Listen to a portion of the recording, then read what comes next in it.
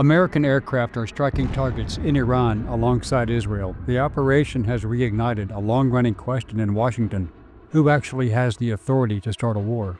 The Constitution gives Congress the power to declare war, but for more than a century, American presidents have repeatedly sent troops into combat without a formal declaration and often without much resistance from Congress. The turning point that forced the country to confront that reality was Vietnam. The war dragged on for years under vague authority tied to the Gulf of Tonkin incident, and it exposed just how much power had accumulated in the presidency. Today, members of Congress, mostly Democrats, argue that President Trump exceeded his authority by joining Israel in targeting Iran. So the question is simple: did he? What is the War Powers Act? What authority do presidents actually have to send combat troops into harm's way? What is the role of Congress during conflicts? Is Trump legally justified in this operation?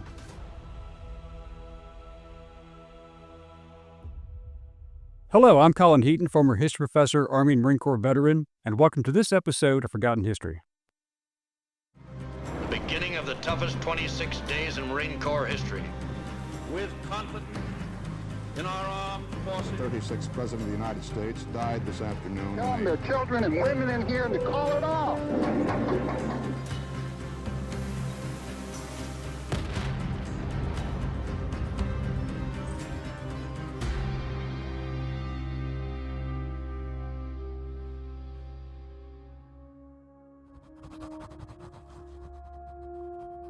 The Declare War Clause in the Constitution sits in Article 1 with Congress, while the Commander-in-Chief Clause sits in Article 2 with the President.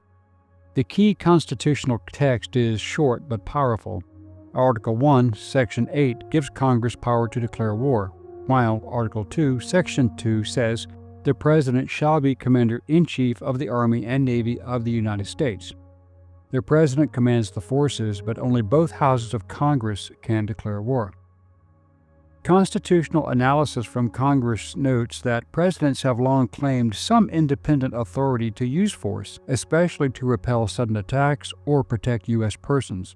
But that authority has always been contested, and Congress retains substantial power to restrict or authorize military action. The United States fought major undeclared wars in North Africa, Korea, and Vietnam. Troops were deployed and lives were lost without the formal declaration of war the Constitution seemed to require. By the 1960s, many critics believed the presidency had become something the founders feared, an office increasingly capable of making war first and asking questions later. But today, presidential power is being challenged.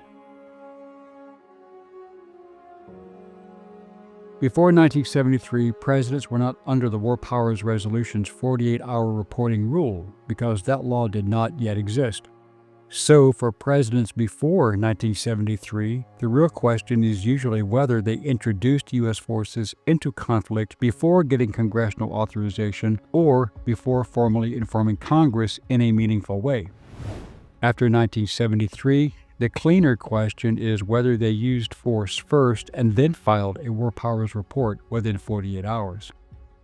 However, this argument arose in 1973 when Congress finally struck back. The result was the War Powers Act, better known as the War Powers Resolution, a law designed to stop presidents from dragging America into another endless war without the consent of the people's representatives. But there was one problem. The president, Richard M. Nixon, didn't want to be restrained, and presidents ever since have been finding ways around it. From the beginning, the Constitution divided war powers in a way that almost guaranteed conflict. Congress was given the power to declare war. The president was made commander-in-chief. That sounds balanced.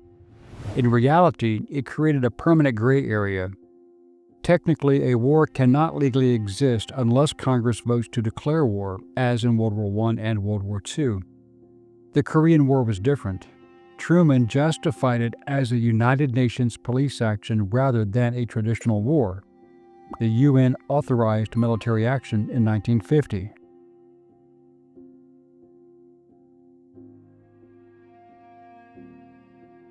Many presidents have launched military operations without telling Congress in a better to ask for forgiveness than ask for permission when they deemed American security was at stake.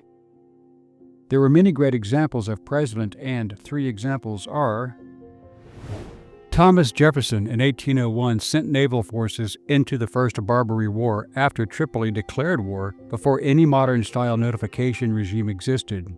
He then reported the situation to Congress afterward and later sought broader authority. James K. Polk, on January 13, 1846 through April 1846, ordered General Zachary Taylor into the disputed Rio Grande area before Congress declared war on Mexico. And Congress declared war on May 13, 1846, after fighting had already begun. The aforementioned Harry S. Truman, in June 1950, committed U.S. air, naval, and then ground forces to the Korean War under UN auspices without first obtaining a declaration of war from Congress. But then there are other situations.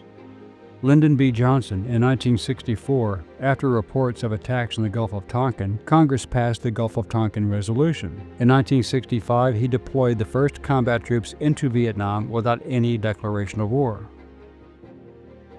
Gerald Ford, in May 1975, during the Mayaguez incident, ordered military action and then reported it to Congress under the War Powers Resolution.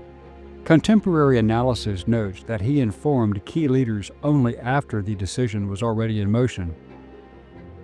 Then there was Jimmy Carter in April 1980, who authorized the Iran hostage rescue mission, Operation Eagle Claw. Like other post-1973 presidents, he acted first and then reported to Congress.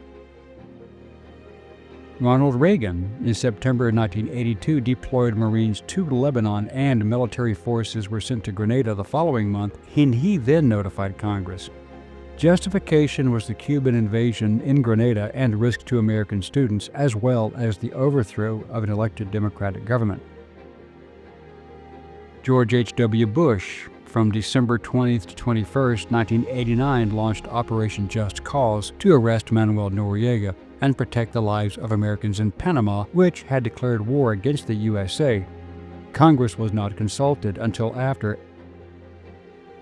Barack Obama, from March 19th to the 21st, 2011, joined the Libya operation on March 19th and reported to Congress on March 21st. The justification was protecting American diplomatic assets and civilians. President Donald Trump, in both 2017 and 2018, ordered the Syria missile strikes against ISIS, a legally declared terrorist organization threatening American and allied assets in the region. Joe Biden, on January 11 through 12, 2024, and later from January through February 2024, ordered strikes against the Houthis in Yemen, and then submitted war powers reports, including one on January 24, 2024, and later follow-on notifications.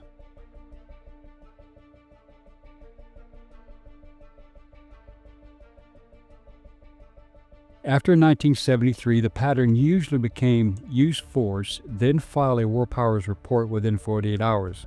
The law changed the paperwork more than it changed presidential behavior, but those questions were never fully settled, and over time, presidents pushed further and further. Nixon had argued that the law was unconstitutional and he vetoed it. He claimed it would weaken the presidency and limit the commander-in-chief's ability to respond to crises. Congress was not impressed, and on November 7, 1973, in a rare and dramatic move, Congress overrode Nixon's veto and made the War Powers Resolution law.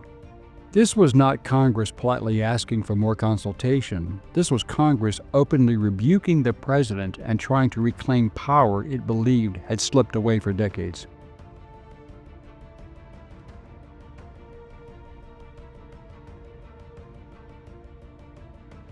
The War Powers Resolution tried to create rules where before there had been ambiguity. First, it required the president to consult with Congress before introducing U.S. armed forces into hostilities or into situations where hostilities seemed imminent whenever possible. Second, once troops were introduced, the president had to report to Congress within 48 hours. Third, unless Congress gave authorization, the use of force had to end within 60 days, with a possible 30-day extension for withdrawal. That was supposed to be the safeguard. No more blank checks, no more endless wars launched by executive momentum, no more pretending Congress had meaningful control when it really didn't. At least, that was the theory, But the War Powers Resolution had a fatal weakness and never fully solved the problem. As a result, presidents of both parties have routinely challenged it, sidestepped it, or treated it as a political inconvenience rather than a binding command. Some presidents argued that parts of it were unconstitutional from the start. Others claimed that certain military operations, such as rescues and interventions, did not count as hostilities, so the law's clock never really started. Presidents and their lawyers often found ways to argue that what looked like war was not technically war, or at least not the kind that triggered the law in full. And Congress, for all its outrage, often lacked the political will to force a showdown. That's the dirty little secret at the heart of the War Powers Act, as it gave Congress tools, but Congress did not always use them.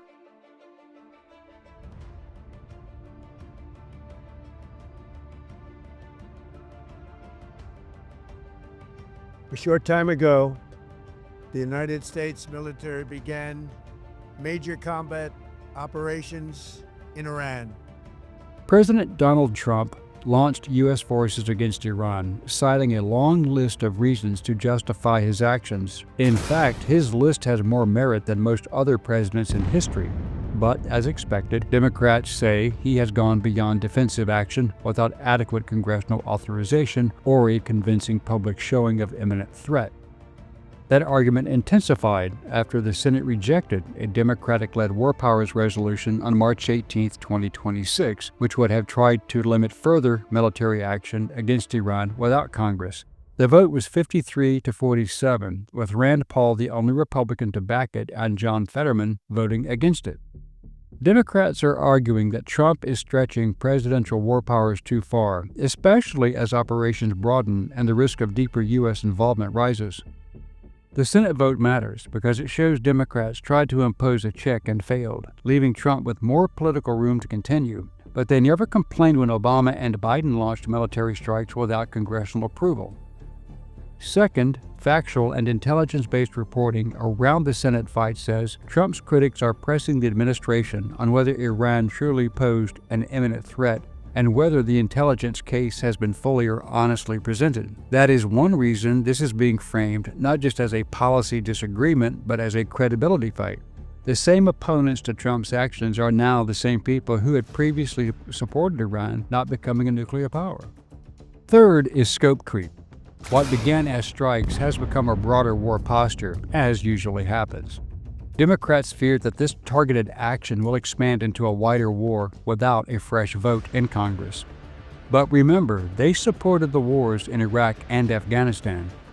Democrats are saying Trump is acting like he can widen a war first and explain later.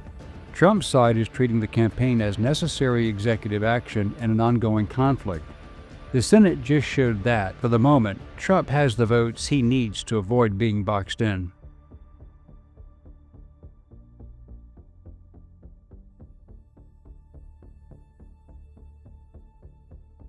"50 years after the War Powers Resolution became law, the constitutional struggle it was meant to resolve still remains.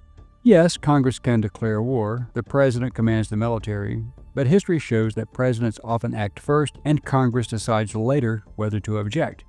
The question raised by Trump's strike on Iran is not new. It is the same question that followed Jefferson, Truman, Johnson, and Obama. Who really controls America's power to wage war? Logic mandates that a president must have the flexibility to immediately address any threat to the nation, its citizens, or assets within reason. And waiting for congressional approval would take time and cost lives. Having restraints on a president's actions is not a hindrance, but discontent from Congress must be applied equally, relying upon facts regardless of political party. The people elect a president to be decisive in all things, and military action when required is at the top of the list.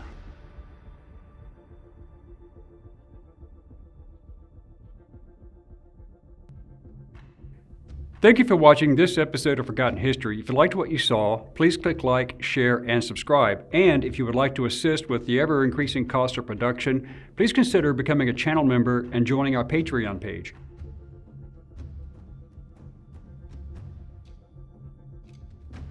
And thanks for watching.